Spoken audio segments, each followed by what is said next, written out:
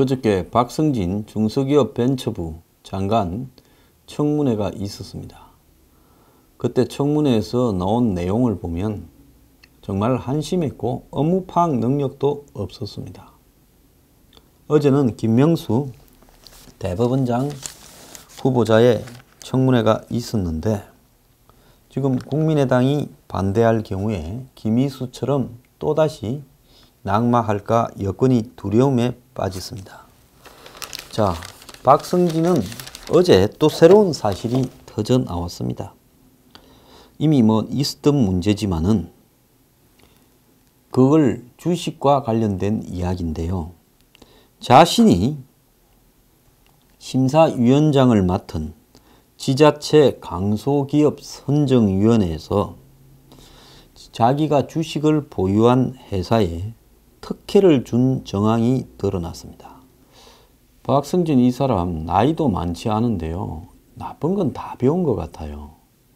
바늘 도둑이 소도둑 된다고 이런 사람을 장관시키면 수십조를 다뤄야 될 건데 조그만 돈일 때도 잘 못한 사람이 큰 돈을 공정하게 다룰 수 있을지 걱정입니다. 이 사람이요. 자기 제자 회사를 포항시 강소기업 밀어주고 주식을 받거나 산 내역이 언론마다 좀 다르고 복잡한데요. 2,400주를 두 차례의 무상으로 이렇게 받고 또 자기가 포항시 강소기업 심사를 하는 동안에 이 회사 주식을 5,000주를 추가 매입을 했고 이때도 돈을 주고 어떻게 샀는지는 상장회사도 아닌 것 같고 자기만 알 거 아닙니까? 그리고 강소기업으로 선정돼서 이 회사는 포항시로부터 1,000만 원을 받기도 했다라는 겁니다. 돈이 중요한 게 아니라 이렇게 선정이 되면 여러 가지 기업에 이렇게 이해관계가 생기겠죠. 그러면 이 사람이 자기가 주식을 이미 2,400주를 받은 상태에서 셀프 심사를 했으면 자기가 나머지 심사위원들한테 스스로 이해상충 문제가 있는 만큼 나는 이 회사 주식을 가졌으니 심사를 하지 않겠다든가 주식을 팔거나 이래야 되는데 그러지 않고 지금까지 끌고 온 겁니다. 이런 자가 어떻게 이 중소기업 벤처부 장관이 될 수 있단 말입니까? 저는 기본이 안 된 친구입니다. 박성진은 청문회 때 이번 준비를 하면서 잘못됐다고 생각해서 백지 신탁을 하든지 되돌려 주겠다고 했는데 그런데 무상으로 받은 이 업체의 주식을 가진 이유가 있었습니다. 2015년에 이 업체를 포항시 강소기업으로 뽑아서 특혜를 줬다는 겁니다. 기술 경쟁력이나 성장 가능성 등에서 크게 떨어지는 업체를 심사위원장이던 박성진이 얼마나 밀어붙였는지 다른 심사위원들이 다 폭로를 했습니다. 말이 안 되는 선정이 됐고 다른 위원들이 농담으로 교수님 회사냐 뭘 그렇게 신경을 쓰냐고 웃으면서 이야기를 했고 사실 억지로 말이 안 되는 평가를 수백 번 이상 가보자 그런 거는 없거든요. 아니면 아닌 걸로 끝나지. 다수가 반대했지만은 박성진은 30분이 넘는 선강의 끝에 위원장 직권이라는 표현까지 쓰며 선정을 압박했다고 말을 하고 있습니다. 당시 포항형 강소기업 사업 관계자는 타 지역으로 간다라는 것 때문에 점수를 많이 못 받았고요. 내가 위원장으로 하니까 책임지겠다고 하니까 다른 위원들이 점수를 매기는 상황이라 어떻게 할 수 없이 그리 됐다는 겁니다. 그래서 이 회사의 주식을 6,200주 받았는지 모릅니다. 박성진은 해당 업체와 입을 맞췄는지 어떤지 해당 업체는 박성진이 심사위원인지도 몰랐고 강소기업 선정 이후에도 특혜를 이득을 받은 적이 없다라고 이야기를 했지만은요. 자기가 주식을 무상으로 받은 회사를 셀프 심사해서 뽑은 이 부분에 대해서 이거는요. 장관 결격 사유 정도가 아니라 수십조를 간장하는 중소기업 벤처부 장관이 되었을 때 무슨 찌꺼리가 일어날지 알 수 없는 겁니다. 그런데 부산 해운대 고등학교 포스텍에 가서 학사, 석사, 박사하고 그 다음에 나가서 벤처기업이나 LG 등에 있다가 또 기업에 있다가 유학 갔다가 유학 가서 미국의 한 주립대학의 연구교수로 있다가 한국으로 와서 이 포항공대 자기 모교의 교수가 되었다가 그 다음에 각종 이후에 여러 가지 직책을 맡았죠. 포스텍 기술지주 대표이사, 포항공대 산학처장, 포항공대 기술사업화 센터 센터장 이런 걸 맡았습니다. 그런데 이 사람이 포스텍 기술지주 대표이사를 맡을 때 제대로 된 실적도 낸 적이 없다고 지금 이야기를 합니다. 그런데 어떻게 해서 우리 나이로 50살밖에 안 된 68년생인 이런 사람을 중소기업 벤처부 장관으로 추천을 누가 했을까요? 그것과 관련해서 지금 지난번에 황우석 박사와의 관계 때문에 이 낙마한 박기영 과학기술혁신본부장, 즉 이 과학기술혁신본부장은 수조 원에 이르는 국가적 R&D 자금 등을 관장하는 과학기술 연구 자금을 관장하는 중요한 직책에 있는 사람입니다. 그래서 어떻게 해서 박기영이나 또 이번에 이 박성진 같은 사람이 추천이 될 수 있냐. 박기영은 차관급이었고 박성진은 장관급이었습니다. 그러면 누가 이렇게 했는가라고 봤을 때 지금 문미옥이라고 하는 청와대 과학기술보좌관이 지금 언급되고 있습니다. 문미옥은 부산의 성모여고를 나와가지고 박성진과 같은 부산에서 고등학교를 나왔습니다. 포항공대 1기 동기입니다. 그래가지고 지난번에 20대 총선에서 더불어민주당 비례대표 7번을 받아가지고 과학계의 대표다 해서 국회의원을 하다가 문재인 정권이 출범하면서 과학기술보좌관이라는 직책을 차관급 직책을 맡았는데요. 이 두 사람이 다 문미옥이의 작품이라는 겁니다. 그러면 문미옥이 장차관을 이렇게 마음대로 선정할 수 있는 그런 대단한 위치에 거의 문정권에서 과학기술계에 대한 정권을 가지고 있는 것이냐? 저는 그렇게 보지는 않습니다.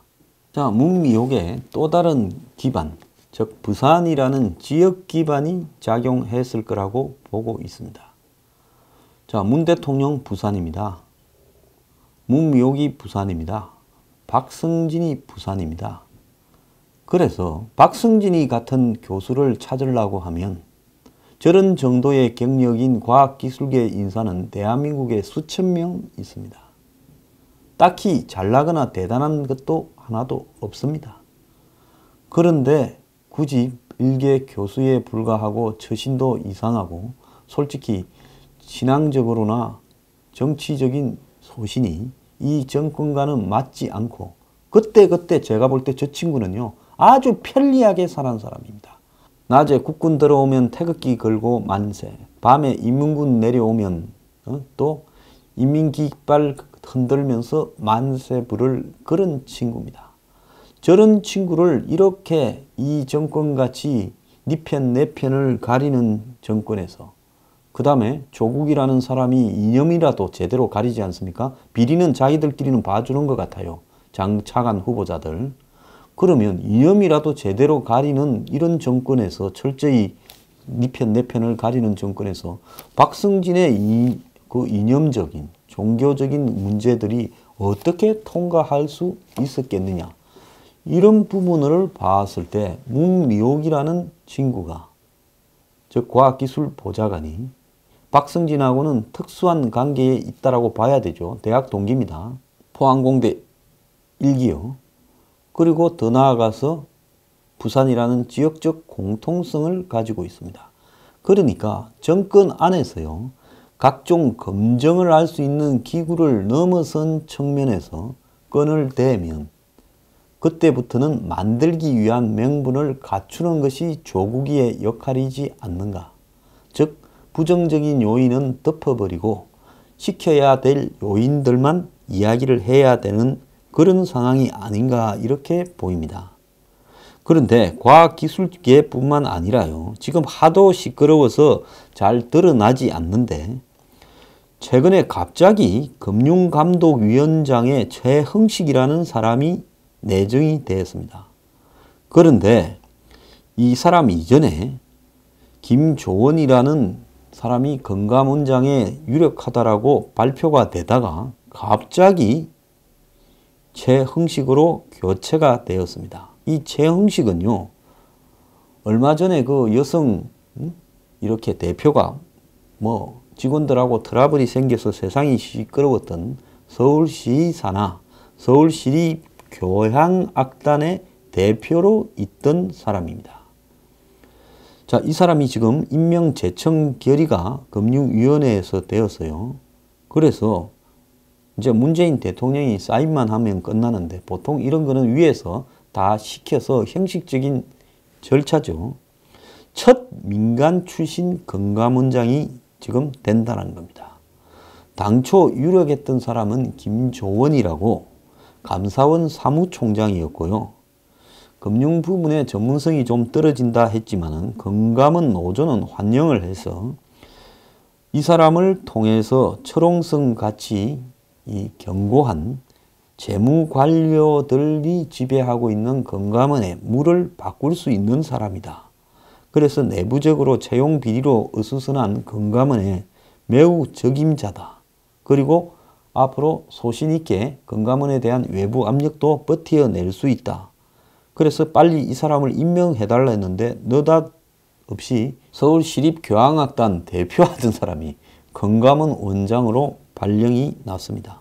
이 사람은 52년생인데요. 나이가 많습니다. 경기중고등학교와 연세대 경영대를 나왔는데 프랑스로 유학 가서 경영학 박사 학위를 했고 이 각종 금융연구소에서 일했는데 하나금융연구소에서 이렇게 소장을 맡다가 하나금융지주 사장을 맡았다가 박현정 사태 이후에 서울시립교향악단 대표에 취임을 했습니다. 그러면 서울시에 박원순 시장하고 잘 아는 사이다 이렇게 봐야 되지 않겠습니까? 문재인 정권을 출범시킨 1등 공신, 촛불의 1등 공신인 유명한 한국에서 제일 유명한 사회단체 참여연대는 김조원 전 감사원 사무총장이 내정됐다라는데 강력하게 반발하면서 개혁 인사가 아니다고 비판을 했습니다. 그리고 참여연대 출신 청와대 지금 경제 분야의 최고 실세가 누굽니까? 장하성 정책실장이죠. 그래서 이 사람이 적극적으로 최흥식을 금감원장에 추천을 했다고 합니다. 최흥식과 장하성은 1년 차이를 두고 경기고등학교를 나온 동문이고 또 두 사람은 이 두 사람과 가까웠던 경기고등학교 출신 금융마피아의 핵심이라고 불리우던 하나은행의 김성유 전 행장, 굉장히 유명한 사람이죠. 행장이자 하나금융지주 회장이었죠.